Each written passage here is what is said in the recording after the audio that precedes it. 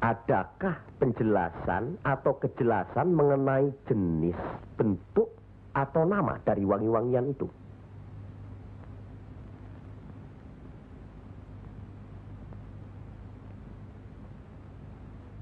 Kalau orang Jawa menganggap kemenyan, setangki, bunga-bungaan itu wangi, apa salahnya kalau mereka menggunakan?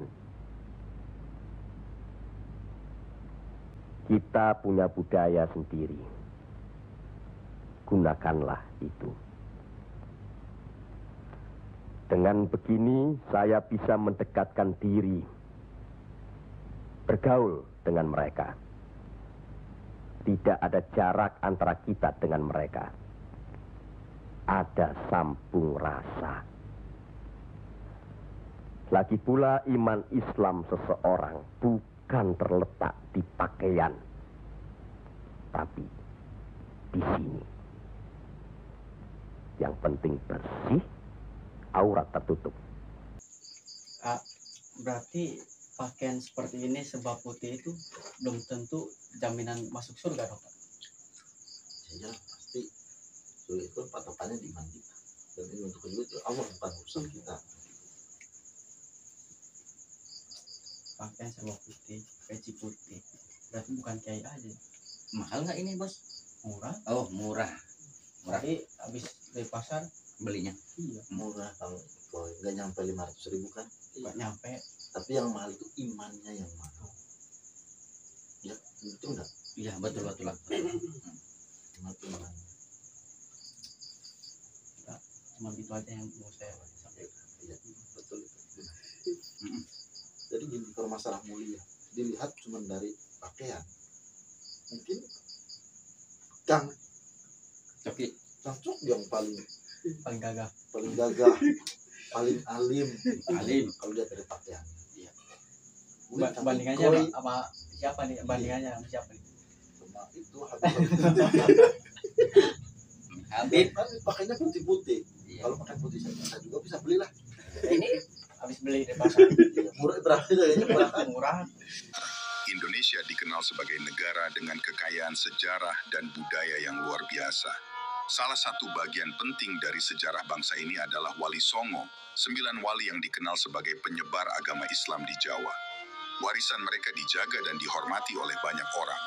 Namun baru-baru ini muncul sebuah kontroversi yang melibatkan salah satu tokoh spiritual terkemuka, Habib Lutfi bin Yahya, dan Forum Pembela Trah Wali Songo. Kontroversi ini terkait dengan dugaan pemalsuan makam leluhur, khususnya KRT Sumodiningrat, yang diklaim oleh Habib Lutfi sebagai leluhur bin Yahya. Sahabat sekalian, segalanya berawal dari seorang Habib bernama Habib Bahar bin Smith.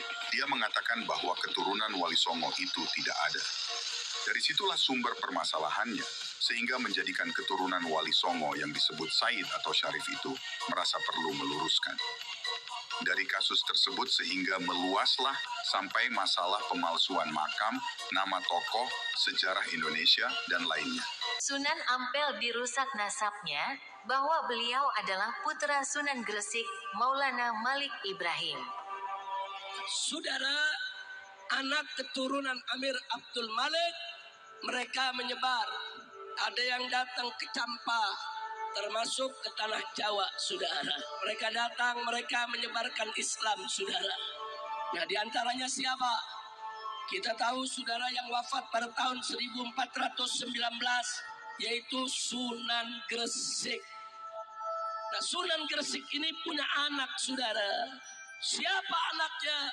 Tidak lain dan tidak bukan adalah Sunan Ampel. Sunan Gunung Jati dikatakan menikah dengan Nyai Rara Santang, sang ibunda sendiri. Nah, kemudian masih ada Sunan Gunung Jati, saudara. Sunan Gunung Jati ini, saudara, tidak lain dan tidak bukan adalah Sultan Syarif Hidayatullah, penguasa Cirebon, saudara. Sebelum saya lanjutkan, kita mesti tahu dulu, saudara, apa hubungannya dengan masyarakat Sunda, saudara. Nah, hubungannya mari kita lihat, saudara, bahwa Sunan Gunung Jati menikah dengan Nyai Rara Santang, putri Prabu Siliwangi. belajar sama satu Habib sama ukurannya belajar dengan 70 kiai. Betul nggak, Habib?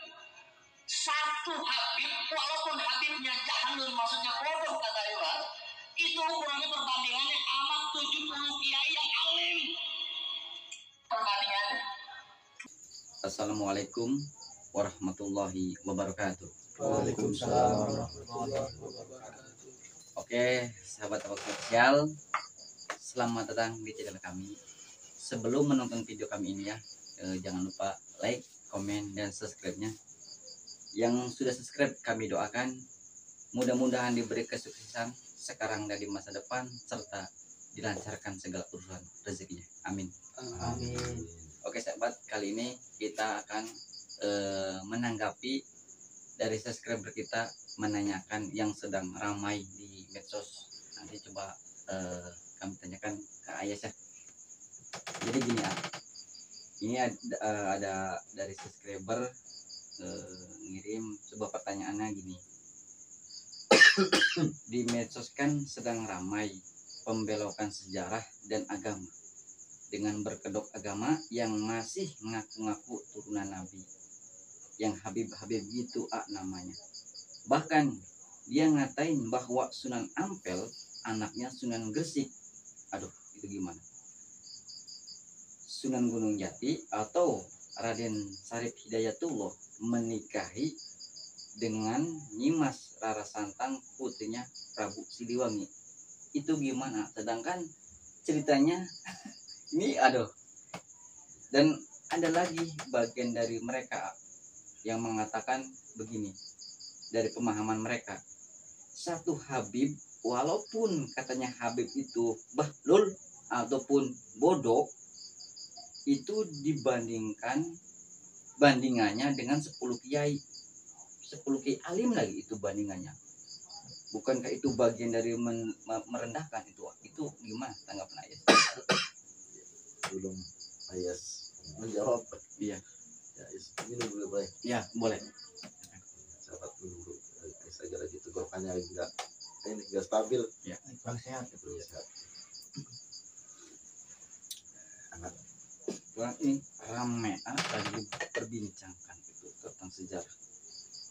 hal itu ya yang Habib itu ya. Iya, Yang tangkunya itu zuriyah Nabi atau keturunan Nabi Iya. Muhammad Sallallahu Alaihi Wasallam. Alaihi. Jadi ya ini siapa? Ya boleh saja sih berspekulasi atau berpikiran atau berpendapat seperti boleh. Cuman menurut saya itu sangat melukai orang ya, produk di bumi asli. Soalnya sejarah yang sudah tertulis itu tidak seperti itu, apalagi itu tadi yang itu Syarif Hidayatullah atau Sunan Iya. Gunung Jati itu menikahi siapa? Nyimas Rara Rara Santang, Santang, putrinya putrinya Prabu Prabu Siliwangi. Siliwangi. Jadi Sedangkan iya betul. dalam sejarah kita yang kita sudah tahu dan memang sudah diyakini oleh masyarakat seluruh Indonesia itu bahwa justru Syarif Hidayatullah itu adalah putranya Nyimas Rara Santang, berarti cucunya dari Prabu Siliwangi. Jikalau emang bahasanya Syarif Hidayatullah atau Sunan Gunung Jati menikah dengan Rara Santang, berarti secara tidak langsung apa itu Sunan Gunung Jati itu menikahi ibunya. Iya. Itu dalam Islam bagaimana? Ya, Berarti kan secara tidak langsung ya mungkin bisa berpikir sendiri. iya bisa dikatakan bol kebo bisa jadi. Malah beda daripada itu, anak menikahi ibunya dalam Islam itu hukumnya aduh hukumnya Dosa banget ya. iya. Dan juga sejarah apa tadi Sunan Sunan Ampel katanya anaknya Sunan Gresik. Itu Sunan Ampel apa hubungannya sama Sunan Gresik? Ataupun sebaliknya Sunan Gresik apa hubungannya sama Sunan Ampel? dalam sejarah juga itu bukan anaknya, tapi kan di situ disebut sebagai anak bininya itu kan itu sahabat yang disayangkannya, walau alam dia itu benar keturunan Nabi Muhammad ataupun bukan, menurut saya itu nggak penting. Yang penting itu seorang turunan Nabi atau bukan, itu yang penting akhlaknya.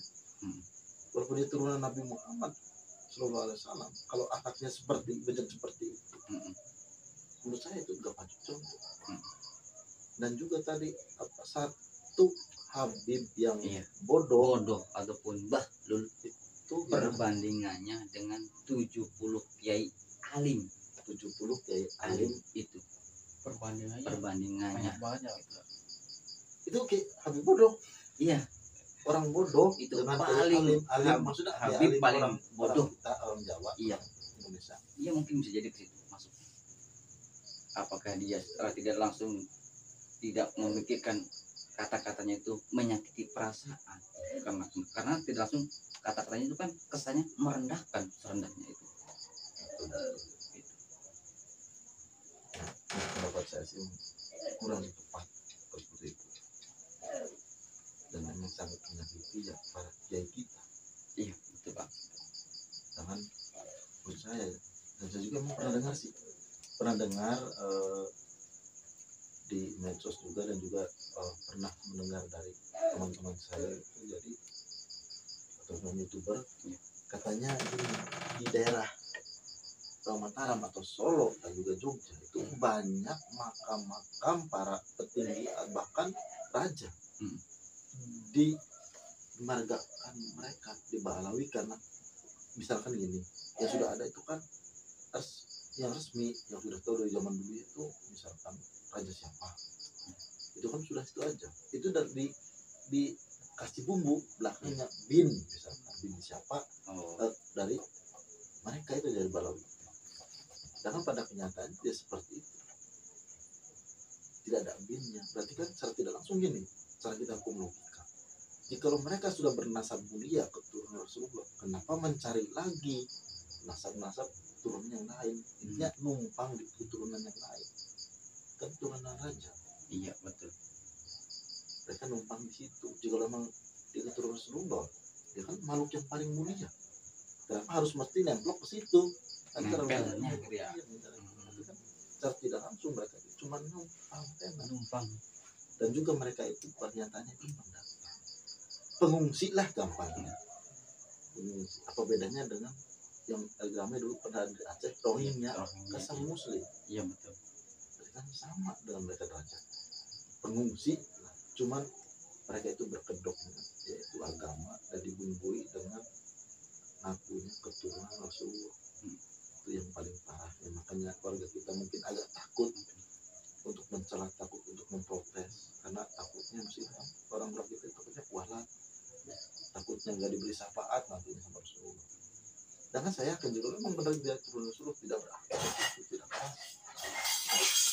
Itu kan ajaran Nabi nggak seperti itu Pak.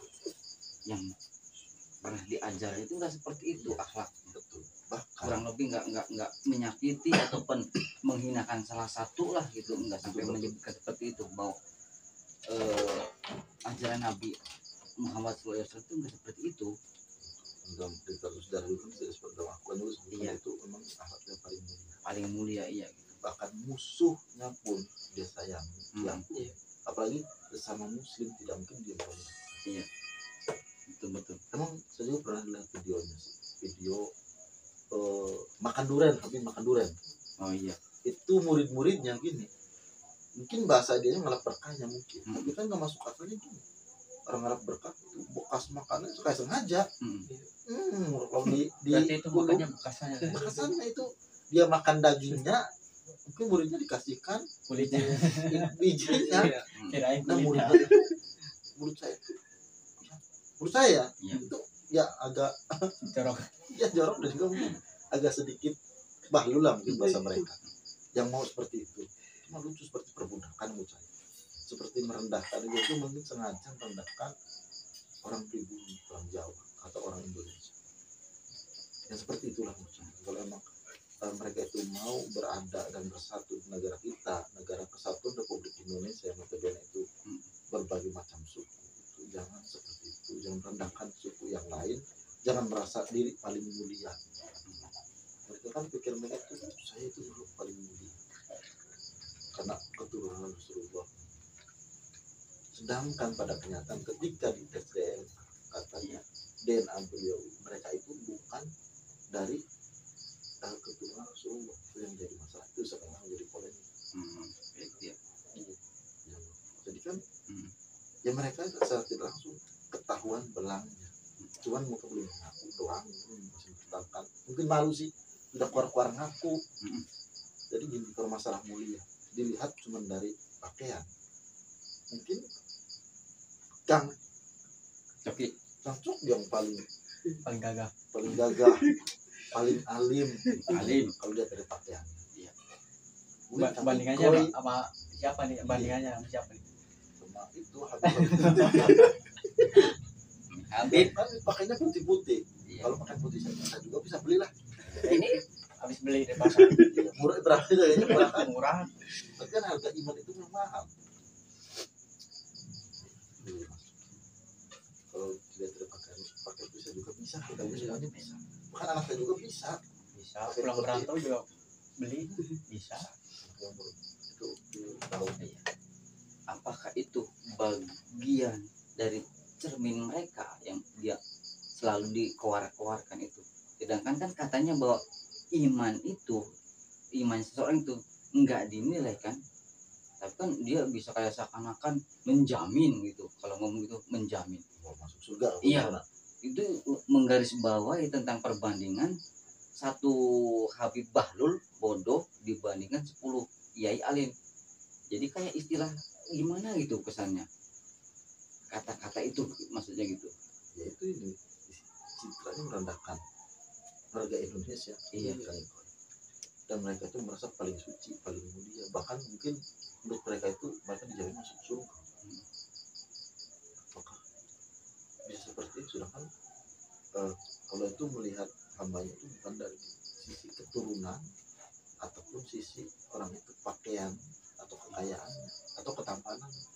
Jadi Allah itu melihat dari sisi keimanan. Salah satunya ketakwaan kita gitu ya. Ada ucapan dari saja udah ya didengarnya juga udah menyakiti hati. Dari mana segi iman?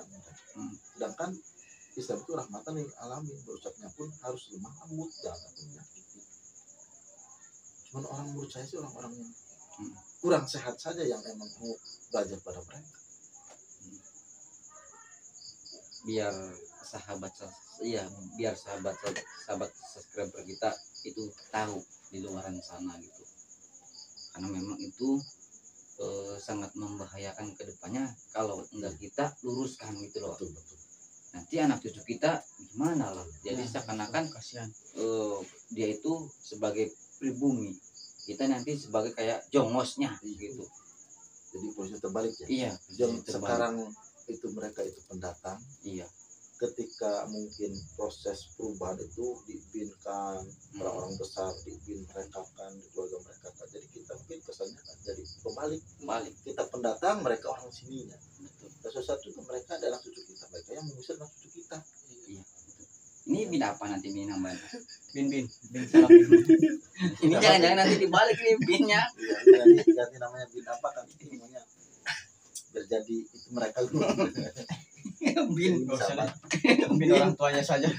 Harus kita ingat bahwa iman Islam itu jangan lihat dari pakaiannya, jangan lihat dari putih semua, pakai apa itu nama jubah, ininya pakai kayak apa itu Seperti Kang Coki. iya soalnya ingat coki ya kemudian bilang jangan lihat seperti kalau Kang Iko seperti itu orang seperti ini orang bid'ah, ini orang nggak ngerti agama. Coba lihat. Kita orang Jawa, Padahal tetap ini harus sahabat Jawa budayakan.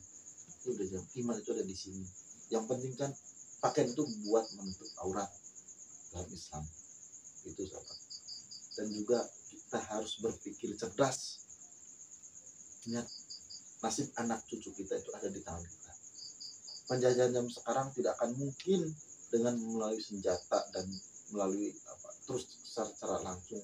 Ya kadang melalui pemikiran ideologi apalagi yang berkedok agama itu harus lebih hati-hati.